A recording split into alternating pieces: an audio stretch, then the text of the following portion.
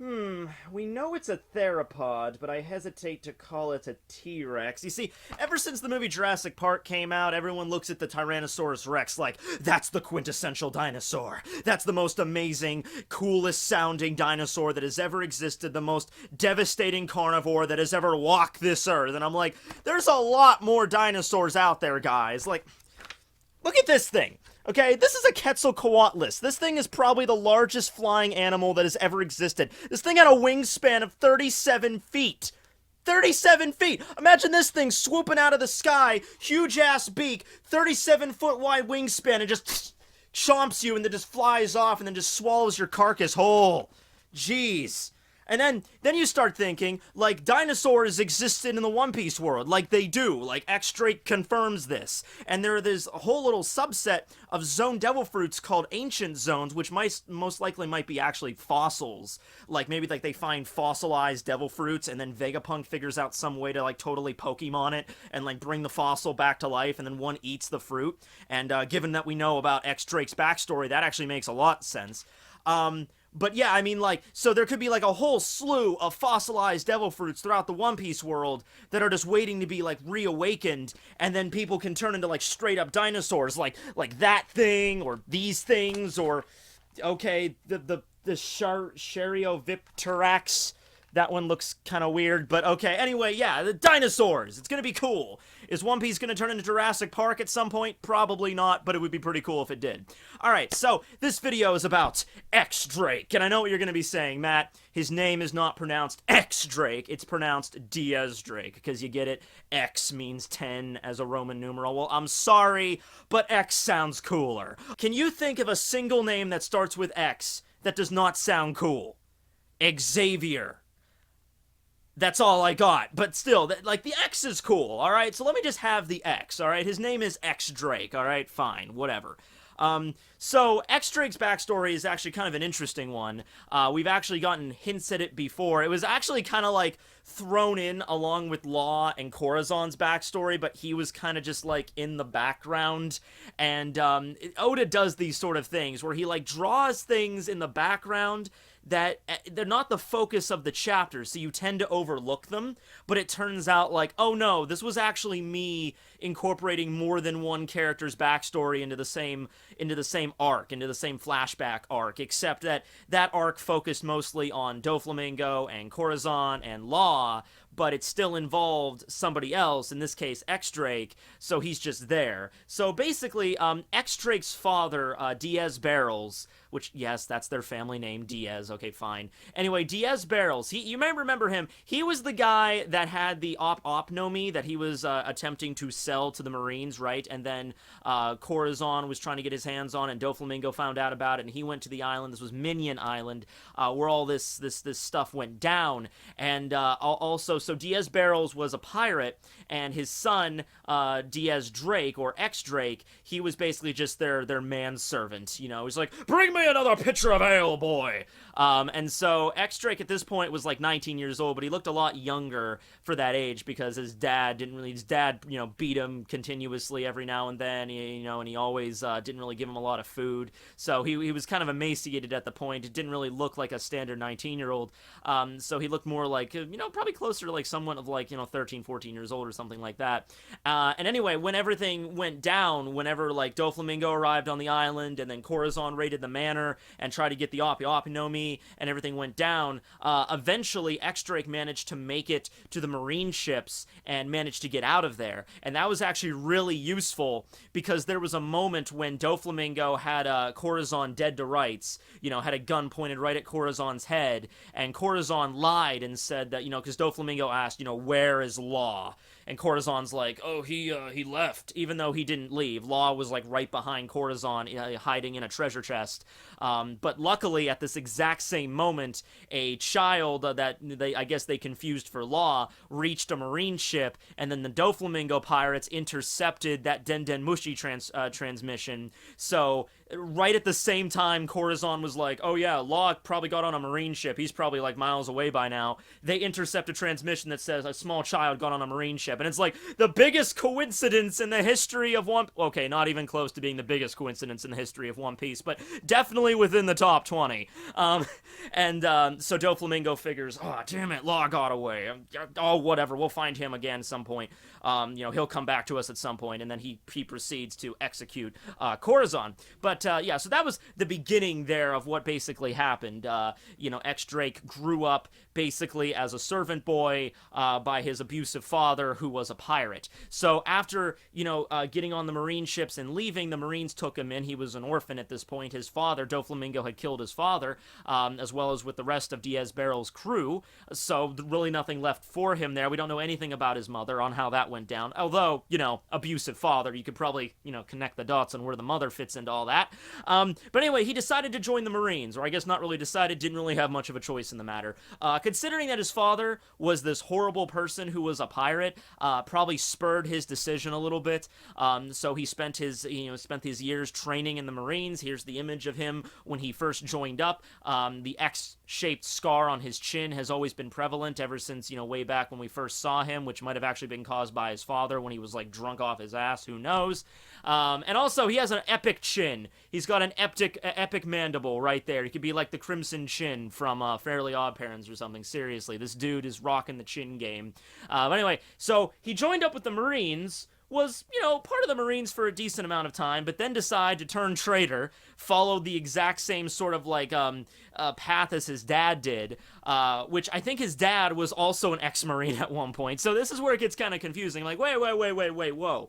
So, right now in the story, he was introduced as a pirate who turned traitor, who was a Marine. But I guess he started off as sort of a pirate, or rather his dad, who was a pirate's servant boy, and his dad used to also be an ex-Marine.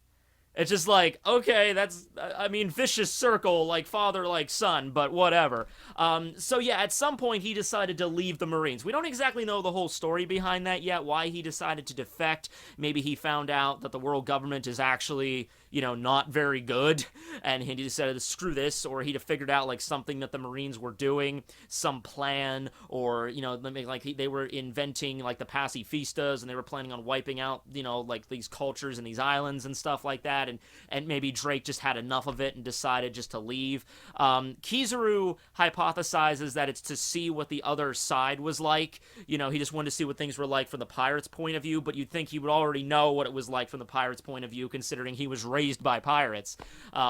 So I don't really know the reason, although I will say that is going to be a point in the future. It's definitely going to be a point at some place in the One Piece story why Drake decided to defect the Marines. We're probably going to get a whole, like, chapter dedicated to that, at least, I would imagine, where Drake's, explaining it to somebody. Like, the reason I left was because I found out the Marines were planning this, and I just couldn't stand that, so I left. Something of that nature. Maybe it's something that already happened, or maybe it's something they were planning in the future. We don't really know how far ago, how long ago that Drake defected, so we don't really know how that went down. We know that probably since that he was a traitor, to the Marines of all people, and he has all these military secrets. When he defected and became a pirate, he probably almost got that 100 million berry bounty rather quickly, I would assume. Because this is not your run-of-the-mill pirate. This is somebody that has Marine secrets. It looks like he even, like, stole a Marine battleship and just inverted the color scheme. It might have actually been his former ship, because Drake had actually rose to the rank of Rear Admiral, which is a very dreaded position in the Marines. The dreaded Rear Admiral.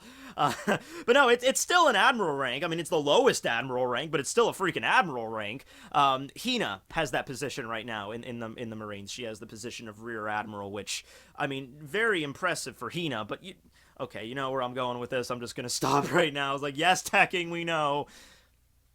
Hina's thick. Okay, moving on. So the first time we see X-Drake is along with all the other supernovas when he arrives at Sabaody Archipelago. He has a bounty of 222 million berries, which is, once again, very respectable. Not close to the level of, Luffy and Kid, but, you also have Basil Hawkins, who had a bounty of 249 million. That was pretty high up there, and I think so. Well, I think actually X-Drake would have had the fourth highest one, if I'm actually calculating this out correctly. He would have had the 4th highest bounty right after, it goes Kid, Luffy, and then it would have been Hawkins, and then, X-Drake. I'm pretty sure he would have had it. So anyway, Drake appears actually breaking up a fight between Arouge and Killer, and this is actually really impressive when you think about it, considering how he did this. So Arouge's weapon is like, okay, so Arouge already is this giant, buff monk dude, and his weapon is just like a giant metal pillar that he just picks up and then just swings at people. And then Killer's weapons are these like rotating gyro death blades. So they're like, Arouge takes up the pillar, about to just swat Killer like a fly. Killer's coming at him with the death blades, and then X-Drake just speeds in front of them. He has a rapier in one hand, blocks the gyro blades, and then he has a quad axe in another hand. Not a regular axe, a quad axe, as in 4-bladed axe, that just blocks the freaking pillar at the exact same time. And he's just like, can't you guys wait to get to the new world for this shit, So that was pretty impressive, how he was able just to stop these 2 attacks with these weapons, a rapier and a quad axe. So that's pretty cool. We don't get to see the quad axe too often. We see him use his like rapier a lot more, but I really want to see an introduction of the quad axe, how you really fight with that thing. I would imagine it's more club than axe on how you swing it around, but that's just my theory. I don't even know if such a weapon actually existed historically. People broke out the quad axe very often. I just like saying quad axe, if you haven't noticed. All right, so after this moment, we then have the whole scuffle with Luffy and the World Noble, and everything like that. So Kizaru arrives on the island, pacifistas are on the island, and X-Drake had the unfortunate fate of actually running across, I think, all 3. I think he ran across Kizaru, a pacifista, and Kuma. So, yeah, I mean, the same thing happened with Apu and Hawkins and everybody, but, you just draw that short straw. That's when Kizaru kind of, stares down X-Drake, because he's a former Marine, and he's just like, ooh, Rear Admiral Drake, how you doing? This was also a moment where he's looking at the pacifistas, observing them, and he's like, ah, damn, Vegapunk, you've come this far already, He was aware that the pacifistas were in development, but when they show up on Sabaody, and they have all the laser specs and all the armor and everything, he didn't expect that. So, I mean, Vegapunk is really good at his job, so it's possible that even if Drake defected like a year before the storyline, in that year, Vegapunk could have made incredible advancements toward the pacifista technology. I mean, it could have went from just like the prototype phase to like way more advanced what we see in the story in a relatively short amount of time. Or it could mean that Drake left, like maybe let's say 5 years ago or something, and it just took that long for the pacifistas to be developed to the point where they are right now. Maybe by the time he left, they were just starting with the technology and it wasn't really up there yet. The AI on those things is really buggy. You really got to make sure that when they calculate the person that they target, and then you got to take them off the kill list. So we really don't know on the time frame on when he defected, but he has a little face off with Kizaru. He tries to take on one of the pacifistas using his Devil Fruit ability. Now, we don't know the name of his Devil Fruit, although we do know it's an ancient zoan type, and it transforms him into a theropod dinosaur. I would assume most likely it would be a Tyrannosaurus Rex. Some people have pointed out that, like, the number of talons that Drake has in his dinosaur form are not the same number that, like, the T-Rex would have. Like, there's subtle differences. Also, did you know that it's very likely that the Tyrannosaurus Rex might have actually been covered in feathers rather than scales? That's actually a big debate with a lot of dinosaurs, is that they would have feathers rather than scales, because especially since, the modern day birds today, some of them have actually, evolved from the dinosaurs. So it's just like, they would have feathers more than scales. Not confirmed yet, but it is theorized that they could have. So, everyone watches, like I said, everyone watches Jurassic Park, and they like, this is a T-Rex. Anything else is not a T-Rex. This is a T-Rex. I'm like, well, that was in the early 90s, and that's, 25-something years ago. We've made some strides since then. We've made some strides since then, as if I'm a freaking archaeologist. Yes, I am a dinosaurologist. Yeah, this is, please notice the plesiosaurs. Okay, anyway, he turns into a freaking carnivorous dinosaur. Like, that's the gist I'm trying to get across here. You can call it a T-Rex, you can call it whatever you want. it's still a giant dinosaur with long ass talons and a huge ass, mouth and teeth and, chew, chew, chew, nom, nom, nom on you. So he actually almost crushes the pacifista's head with it. He crushes it to the point where it begins to, like, bleed its artificial blood. Or maybe it is real blood. I don't know. Maybe they're going all Terminator with it, like, I'm a cybernetic organism, living tissue over metal endoskeleton. So maybe it is real blood. But anyway, he crushes the head enough so it starts to bleed. However, it just kind of points its laser and shoots it right through Drake's dinosaur body. And then you have this really terrifying moment where you have, like, a dinosaur screaming, as the explosion happens after it gets shot with this laser, and then he has to force to transform back into his normal form.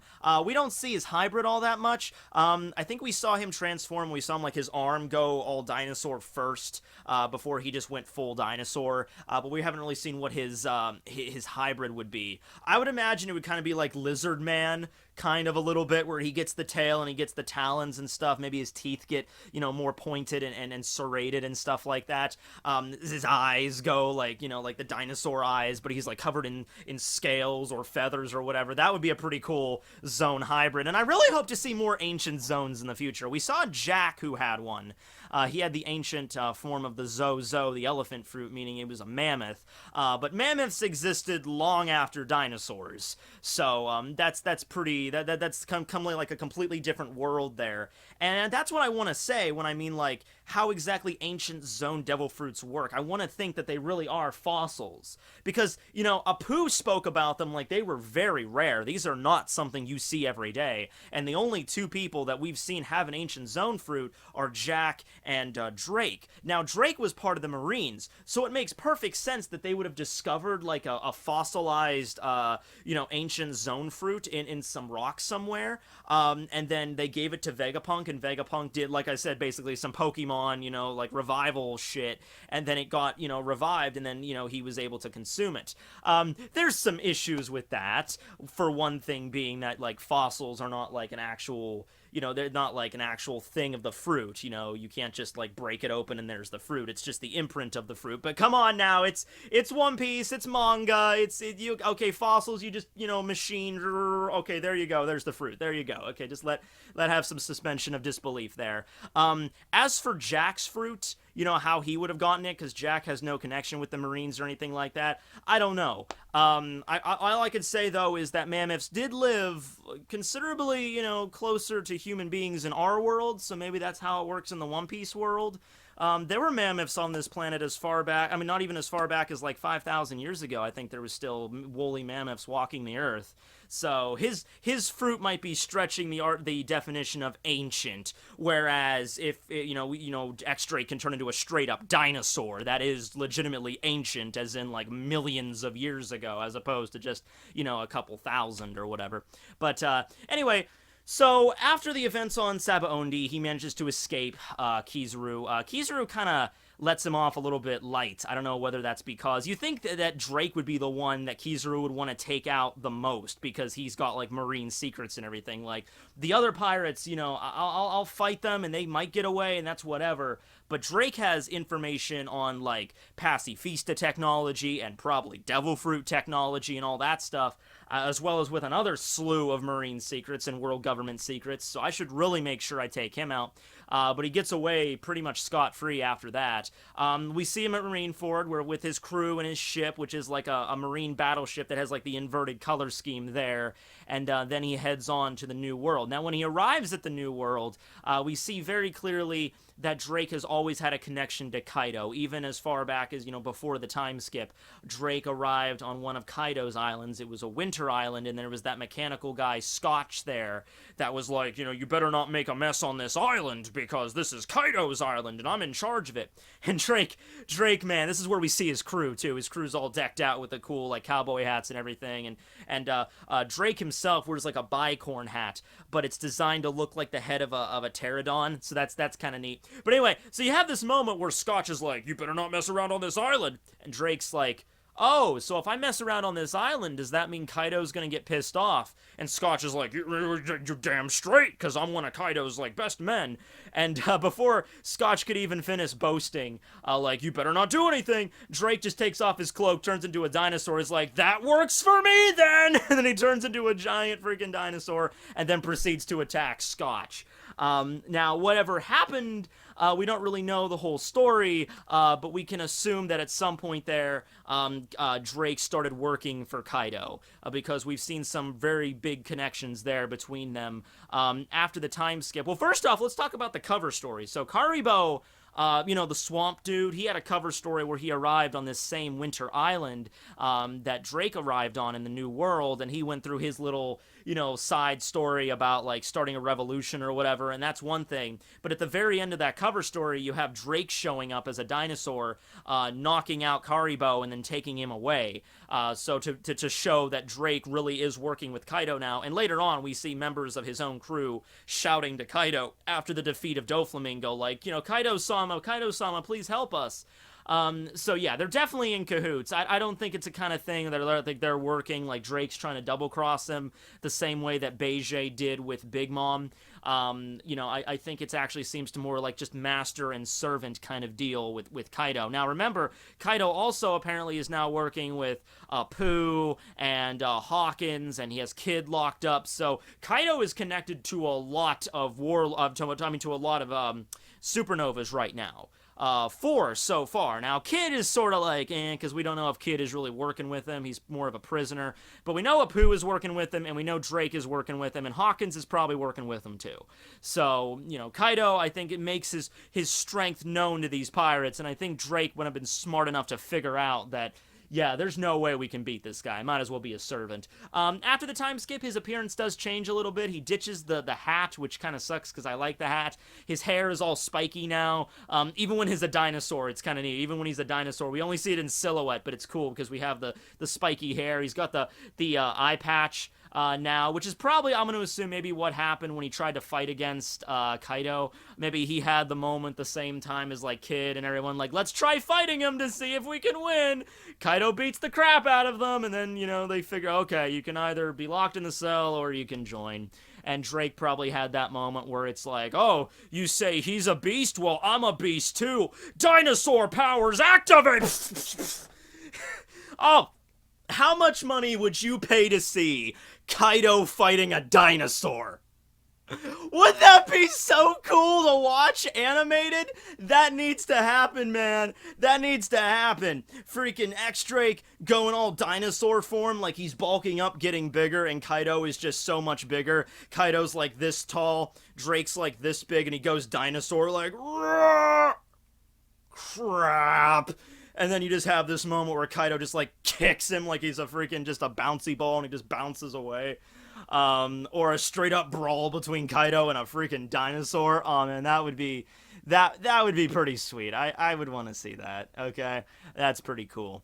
But yeah, he drags Karibo away. Now, here's the thing. You might not... Oh, by the way, he also knows armament hockey if he was going to take out Karibo, because Karibo's a Logia, so... yeah, he most likely has armament hockey. We could always figure that. But anyway, yeah, you figure that's not a big deal, but remember, Karibo is one of the few people that have the information on Shirahoshi. So that's something else that we didn't think was ever going to follow up because Karibo is such a freaking idiot.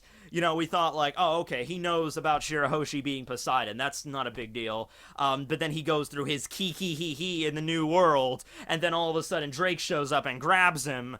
And now Drake has that information, which means Kaido has that information, which means no.